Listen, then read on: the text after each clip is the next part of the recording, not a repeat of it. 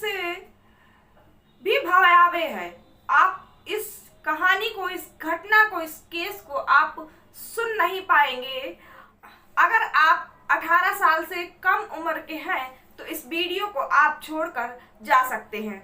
मेरा अनुरोध है इस वीडियो को वही देखें, अंदर से हिम्मत और ताकत है, क्योंकि ये जो केस है वो काफी भयावह है। कर्नाटक प्रदेश की राजधानी बेंगलुरु में ही क्यालीकवद एक इलाका, जहां महालक्ष्मी नाम की एक लड़की जो कि 3 मंजिला मकान के टॉप फ्लोर पर रहती थी, वहां उसने वो मकान, वो घर उसका खुद का नहीं था, उसने वो रेंट पर लिया हुआ था और वहां पर वो अकेली ही रहती थी। 21 सितंबर 2024 जब उस कमरे को खोला गया, उस कमरे में जो भयानक मंजर था वो देखकर हर कोई घबरा गया। उस रूम के जो फर्श पर मांस के छोटे छोटे टुकड़े और उसके रूम के अंदर एक फ्रिज रखा, उस फ्रिज में मांस के टुकड़े इस कदर भरे थे जैसे किसी ने इस पर सब्जियां भरी हो। वहां का मंजर देखकर हर कोई परेशान और हर कोई डरा हुआ था। ये महालक्ष्मी आखिर थी कौन? ये महालक्ष्मी हम आपसे बताएं कि ये भारत की नहीं थी, ये नेपाल की थी। इसका जन्म जो कि नेपाल में हुआ और जैसे जैसे धीरे धीरे बड़ी हुई, इसके माँ बाप ने सोचा कि हम इसकी शादी कर देते हैं। 2019 में महालक्ष्मी की शादी हेमंत दास से इसके माँ बाप ने करा दी। जब शादी हो गई उसके बाद हेमंत दास और महालक्ष्मी दोनों ने ये मिलकर सोचा हमें जो कि अपनी लाइफ अच्छे से सेट करने के लिए पैसा कमाना है, और पैसा कमाने के लिए वो भारत आए। भारत के बेंगलुरु में वो दोनों रहने लगे। जो हेमंत दास था वो एक मोबाइल शॉप में, वहीं बेंगलुरु में ही एक मोबाइल शॉप है, वहां पर वो काम करने लगा। और जो महालक्ष्मी थी वो जानी मानी, जो कि बेंगलुरु में एक मॉल है, ब्यूटी प्रोडक्ट एक मॉल था, उस मॉल में जो कि महालक्ष्मी टीम लीडर के तौर पर वहां काम करने लगी।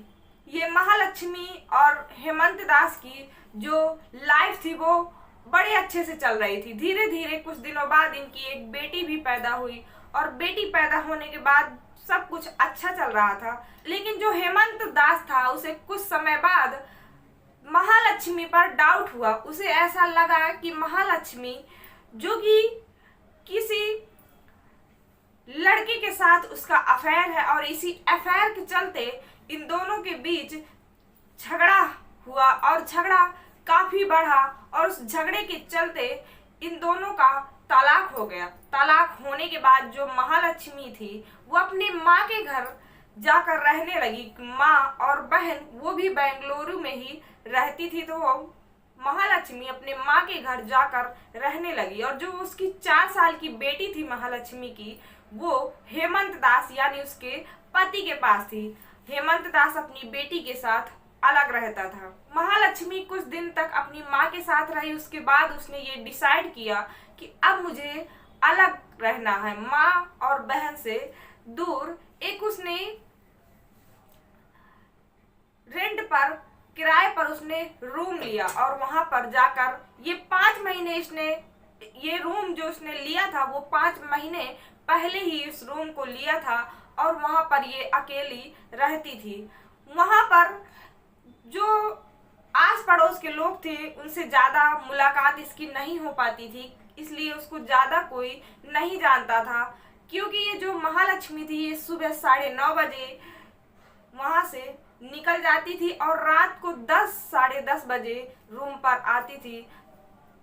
आप अधिकतर जानते हैं कि लोग सुबह अपने काम काज में लगे रहते हैं, सब कोई ऑफिस जाना है, कोई काम पे जा रहा है, तो मौका महालक्ष्मी से बात करने का किसी को नहीं मिलता था। और जब रात में महालक्ष्मी आती थी अपने रूम पर तो अधिकतर लोग अपने घरों के अंदर होते हैं, सो रहे होते हैं। तो महालक्ष्मी का ये रूटीन था। अब 21 सितंबर 2024 का जो दिन था, यही वो दिन जब सभी लोगों को, मोहल्ले में जो भी थे और या तो वहां और रूम लिए थे, वहां किराएदार रहते थे, उनको सभी को एक अजीब सी दुर्गंध आ रही थी और उस दुर्गंध से सारे लोग परेशान थे। आज उन्होंने फैसला कर लिया था कि हम इस के मकान मालिक को हम जाकर बताएंगे कि यहाँ पर बड़ी दुर्गंध आ रही। और वो सारे लोग इकट्ठा होकर मकान मालिक के पास गए, उन्होंने कहा कि आपके जो मकान से जो टॉप फ्लोर पर रूम है, उस रूम से काफी भयानक जो कि बदबू आ रही है। तो उस मकान मालिक को लगा कि ये बात तो सही कह रहे हैं, क्योंकि उसको भी कई दिनों से बदबू आ रही थी, लेकिन आज जो बदबू थी वो ज्यादा तेज थी। मकान मालिक ने फैसला किया कि वो जाएगा और उस रूम पर देखेगा। जब उस रूम में गया वो, तो उसने देखा कि वहां पर बाहर से ताला लगा हुआ है और जो वो रूम लिया है तो वो महालक्ष्मी नाम की जो लड़की है उसका रूम है। अब जब रूम लेते समय मकान मालिक के साथ जो महालक्ष्मी ने एग्रीमेंट किया था, उस एग्रीमेंट में महालक्ष्मी ने 2 नंबर जो कि वहां पर लिखवाए हुए थे ताकि इमरजेंसी में उस नंबर को यूज किया जा सके। मकान मालिक दौड़ता हुआ जाता है और उस एग्रीमेंट को जब देखता है उसमें एक नंबर वो डायल करता है, वो नंबर होता है उसकी महालक्ष्मी की बहन का। महालक्ष्मी की बहन से मकान मालिक बताता है कि आपकी जो बहन यहाँ पर रहती थी महालक्ष्मी, वो कई दिनों से दिखाई भी नहीं दे रही है और उसके रूम में ताला पड़ा हुआ है और उस रूम से भयानक बदबू आ रही है। आप यहाँ पर आ जाओ और हम इस रूम को खोल कर देखते हैं कि आखिर बदबू क्यों आ रही है। माँ के पास जो कि एक चाबी थी, एक चाबी जो महालक्ष्मी के पास थी और उस रूम की एक चाबी माँ के पास महालक्ष्मी ने जो कि दे रखी थी ताकि कभी मेरे पीछे से माँ को जरूरत पड़े तो वो उसके रूम में आ सकती है। तो माँ और जो बेटी वो दोनों चाबी को लेकर मकान मालिक के पास आते हैं और जब वो टॉप फ्लोर पर बढ़ रहे होते हैं, बदबू काफी तेज आ रही थी। उनका दिल तो घबरा रहा था, लेकिन शायद उनको एक उम्मीद थी कि जो हम सोच रहे हैं वैसा नहीं हुआ होगा। जब वो उसकी महालक्ष्मी के कमरे के बाहर खड़े होकर उसको ताले को खोलते हैं और ताले को खोलने के बाद जब दरवाजा खुलता है तो भयानक बदबू, कई लोगों ने तो उल्टियां कर दी। वहां पर बदबू इतनी तेज थी कि खड़े रहना भी मुश्किल था, लेकिन उनकी माँ ने हिम्मत दिखाई और अंदर गई। जब अंदर का मंजर देखा गया तो काफी डरावना था।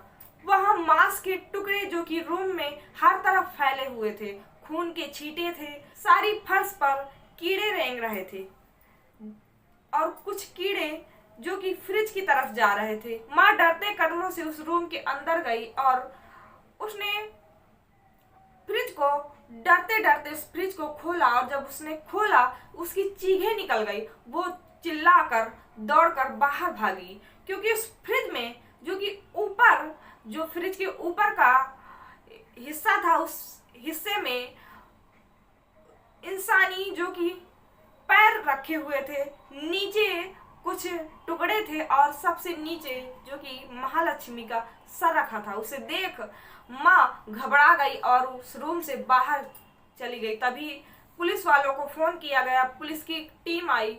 10 मिनट के अंदर पुलिस की टीम आई और पुलिस की टीम भी घबरा रही थी उस रूम में जाने से, क्योंकि भयानक बदबू थी। वो बिना मास्क के जा ही नहीं पा रही थी।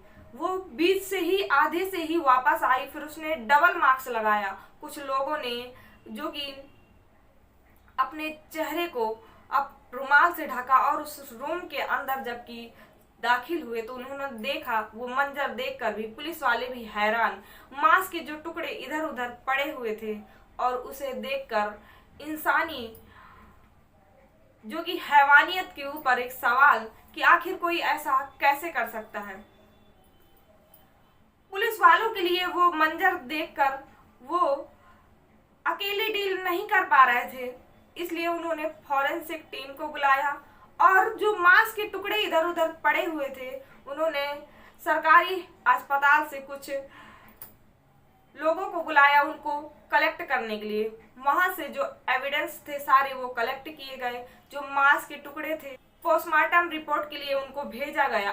अब यहाँ पर पुलिस वालों के सामने दो सवाल कि आखिर ये महालक्ष्मी थी, इसको किसने मारा, और जो माँ थी, जो बहन थी, वो वहीं पर रहती थी, और इन्होंने कभी इतने दिनों में जानने की कोशिश क्यों नहीं की कि आखिर हमारी बेटी कहाँ है, क्या कर रही है, किस हाल में है। महालक्ष्मी के बेड के पास उसका मोबाइल मिला। मोबाइल को जब सर्विलांस में डाला गया तो पता चला कि 2 सितंबर को उस मोबाइल से आखिरी जो कि कॉल हुई थी। इससे अंदाजा लगाया पुलिस वालों ने कि उसके बाद ही इसका मर्डर हुआ है, और मर्डर कम से कम 18 से 19 दिन मर्डर की जो हालत, जो कि लाश की हालत देखकर ये अंदाजा लगाया जा सकता था कि 18 से 19 दिन इसको मरे हो चुके हैं। वहीं पर बेंगलुरु में उसका पति, उसकी बहन और जो उसका भाई था एक, वो नेपाल में रहता था, वो भी अभी तक आ चुका था वहां नेपाल से। अपनी बहन की जो हालत उसने देखी, वो भी काफी परेशान कि आखिर ऐसा किया किसने। जब आस पड़ोस वालों से पूछताछ की गई तो ये पता चला कि जो महालक्ष्मी थी वो अकेली रहती थी इस रूम में, और उसे कभी कभी एक लड़का जो कि लेने आता था और उसे लेकर जाता था, कभी कभी छोड़ने भी आता था। कई लोगों ने ऐसा उसको देखा है, और एक जो कि व्यक्ति इसके रूम में कई दिनों तक रुका भी था। जब उसके पति को उठाया गया, क्योंकि वो भी शक के दायरे पर, तो जब पुलिस वालों ने इसके पति को उठाया तो उसने बताया, एक नाम वो जो कि सामने लेकर आया, अशरफ नाम के व्यक्ति से इसका जो अफेयर था, पति ने बताया कि इसी अफेयर के चलते हमारा तलाक हुआ और ये महालक्ष्मी जो कि अलग रहने लगी। लेकिन सबसे बड़ा सवाल था कि माँ, जो बहन, क्योंकि वहीं रहती है, और फिर भी उन्होंने कोई कॉल नहीं किया, उन्होंने जानने की कोशिश नहीं की कि आखिर 18-19 दिन से महालक्ष्मी कहाँ है, किस हाल में है। शायद इन्होंने पहले ही जानने की कोशिश की होती, माँ ने थोड़ा सा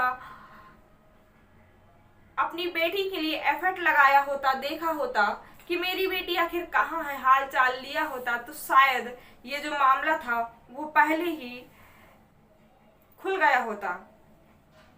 21 सितंबर को करीबन 3 से 3:30 बजे का वक्त, और ये मामला सबके सामने जब आया तो सारे लोग जो कि हैरान हो गए, और